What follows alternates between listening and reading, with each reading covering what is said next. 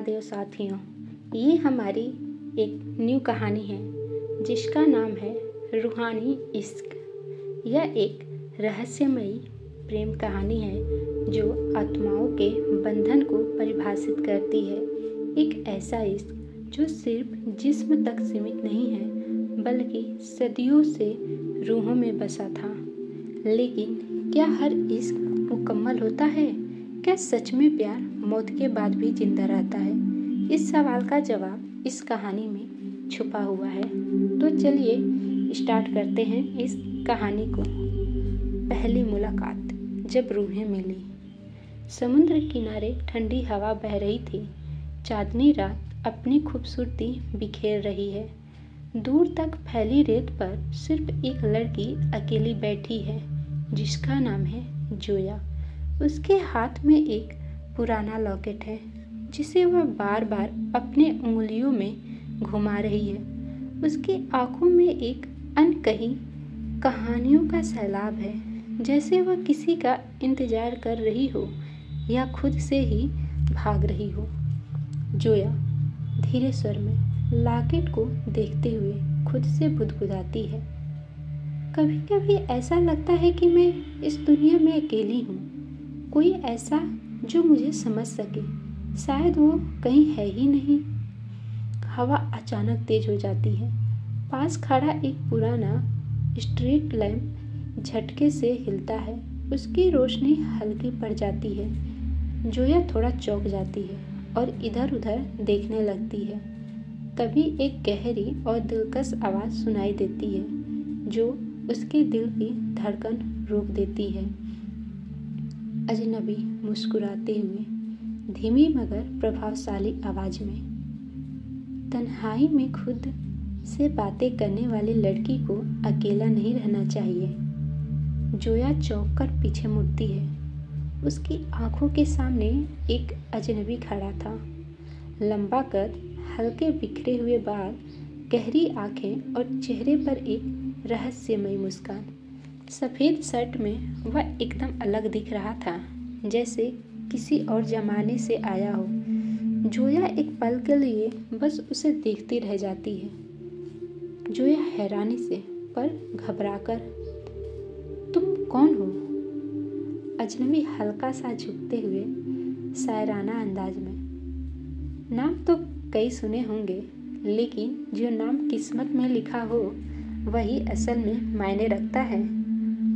जोया उसकी बातों में खो जाती है। उसे अजनबी की आंखों में अजीब सा सुकून महसूस होता है, लेकिन साथ ही एक अनजाना डर भी, जैसे यह कोई आम मुलाकात नहीं है बल्कि किस्मत का इशारा है।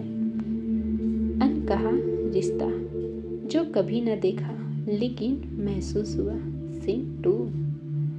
अगले कुछ दिनों में जोया और अयान, अब हमें पता चल चुका था कि उनका नाम अयान है, एक दूसरे के करीब आने लगते हैं। हर मुलाकात में अयान की बातें जोया को हैरान कर देती हैं। ऐसा लगता था जैसे वह जोया के बारे में सब कुछ पहले से जानता हो। उसकी पसंद, नापसंद, उसका अतीत, यहाँ तक कि वो बातें जो उसने कभी किसी से नहीं कही थी। एक दिन बारिश हो रही थी। जोया और अयान एक पुरानी किताबों की दुकान के अंदर खड़े थे। बाहर बारिश की बूंदें कांच की खिड़कियों से टकरा रही थी और अंदर एक पुरानी रोमांटिक धुन बज रही थी। जोया अयान को देख रही थी। उसकी आंखों में सवाल थे। जोया हल्की मुस्कान के साथ उसकी आंखों में देखते हुए कहती है, तुम हमेशा कहते हो कि मुझे पहले से जानते हो, पर मैंने तुम्हें कभी देखा ही नहीं। अयान जोया के बालों में गिरी पानी की बूंदों को देखते हुए गहरी आवाज में कहता है, देखा तो नहीं लेकिन महसूस जरूर किया है सदियों से। अयान की बात सुनकर जोया का दिल तेज धड़कने लगता है। उसके अंदर एक अजीब सा एहसास हो रहा था, जैसे वह पहले भी उससे मिल चुकी हो, लेकिन कहाँ, कब, उसे तो याद ही नहीं था। सीन 3। रहस्य, एक पहला संकेत। कुछ दिनों बाद जोया अयान को लेकर कंफ्यूज रहने लगी थी। एक दिन जब वो अयान से मिलने गई तो उसे अयान के कमरे में एक पुरानी डायरी मिली। डायरी का कवर घिस चुका था और उसके पहले पन्ने पर सिर्फ एक ही नाम लिखा था, अल्फिया। जोया ने डायरी खोली और पढ़ना शुरू किया। पन्नों में एक पुरानी प्रेम कहानी दर्ज थी जो सन 1947 के दौर की लग रही थी। लेकिन जैसे ही उसने एक पेज पलटा, उसकी आंखें चौड़ी हो गई। डायरी में एक पुरानी तस्वीर रखी थी, एक लड़का और एक लड़की, और लड़की की शक्ल हूबहू अयान जैसी थी। उसकी दिल की धड़कन तेज हो गई। जोया घबराकर खुद से बुदबुदाते हुए, ये कैसे हो सकता है? अयान 1947 में भी था। धीमी हवा चलने लगती है और तभी दरवाजे की घंटी बजती है। जोया घबराई हुई दरवाजा खुलती है। सामने अयान खड़ा था, हल्की मुस्कान के साथ, लेकिन उसकी आंखों में एक गहरी उदासी थी।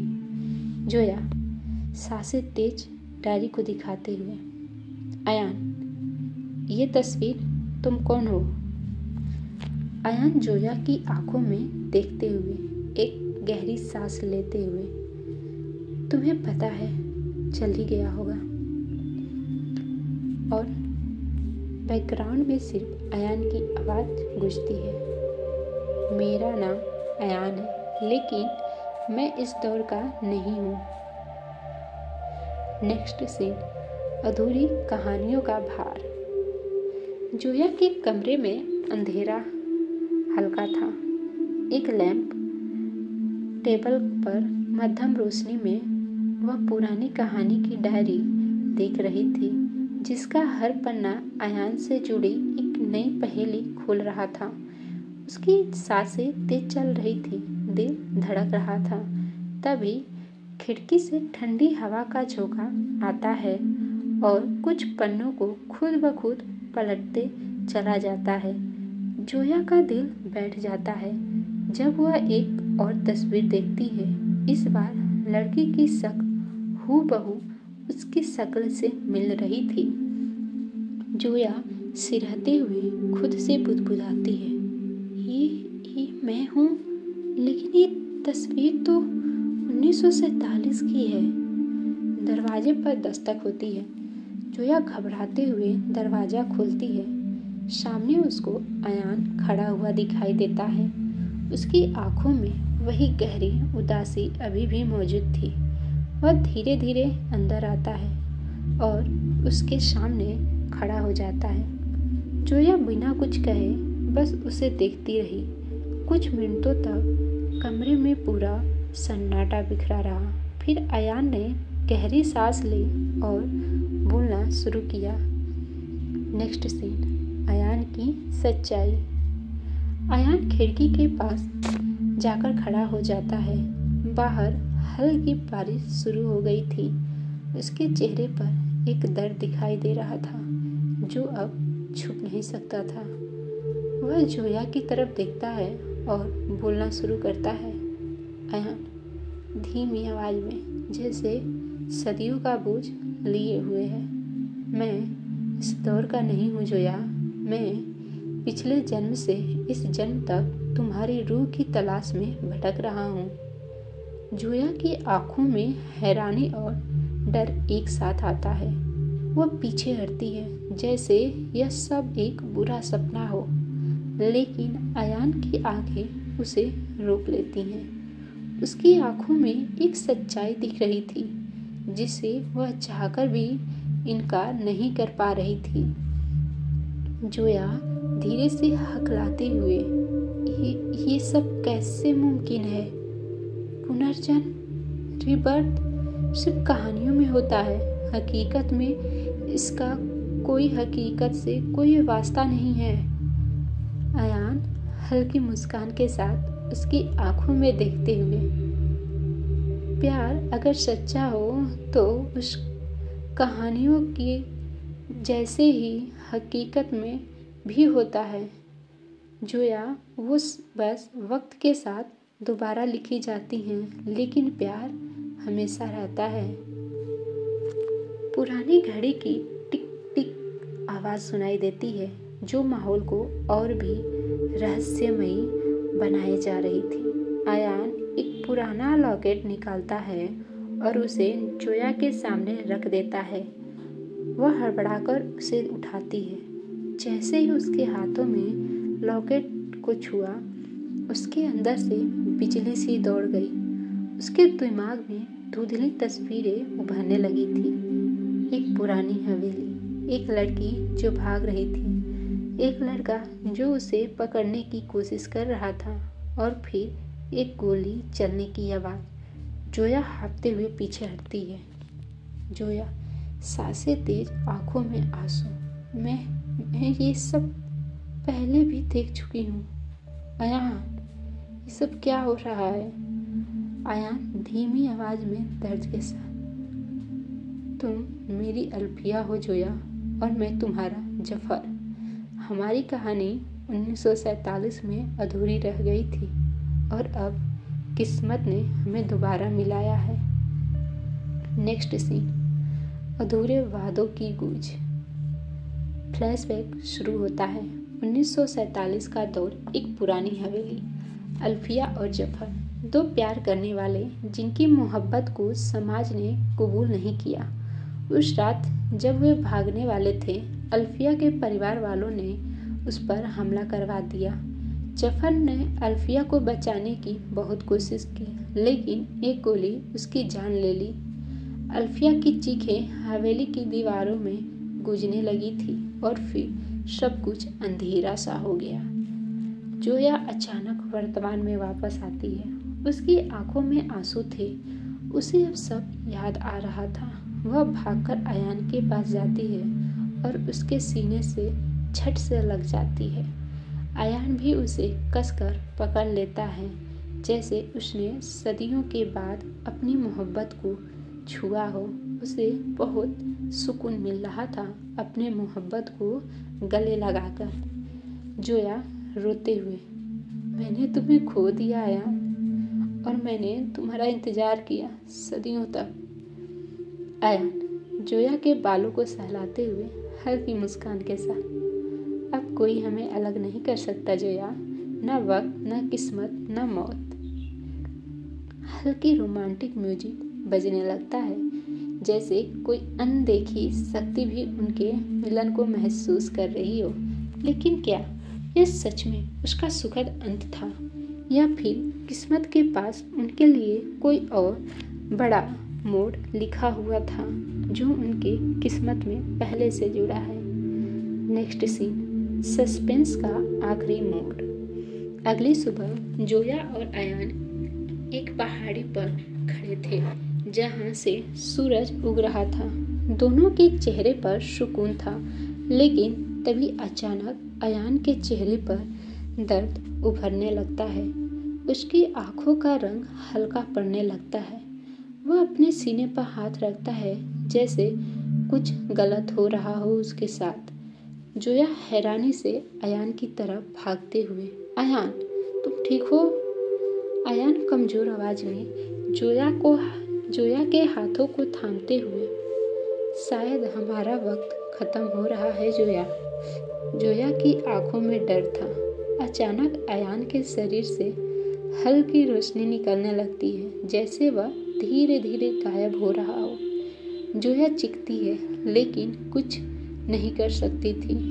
अयान मुस्कुराता है। उसकी आंखों में प्यार था, जो जोया साफ देख सकती थी। अयान आखिरी बार कुछ शब्द कहते हैं, मोहब्बत कभी खत्म नहीं होती जोया, मैं फिर लौटूंगा। और देखते ही देखते अयान एक चमकती रोशनी में बदल जाता है और हवा के साथ विलीन हो जाता है। जोया घुटनों के बल गिर जाती है।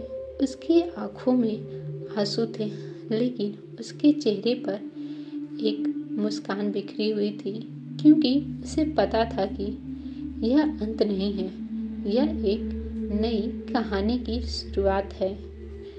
तो दोस्तों, ये कहानी यहीं पे ख़त्म होती है, क्योंकि अगर आप चाहेंगे इसका नेक्स्ट सीज़न आए तो कमेंट कर दीजिएगा। इसका नेक्स्ट सीज़न हम ज़रूर लाएंगे।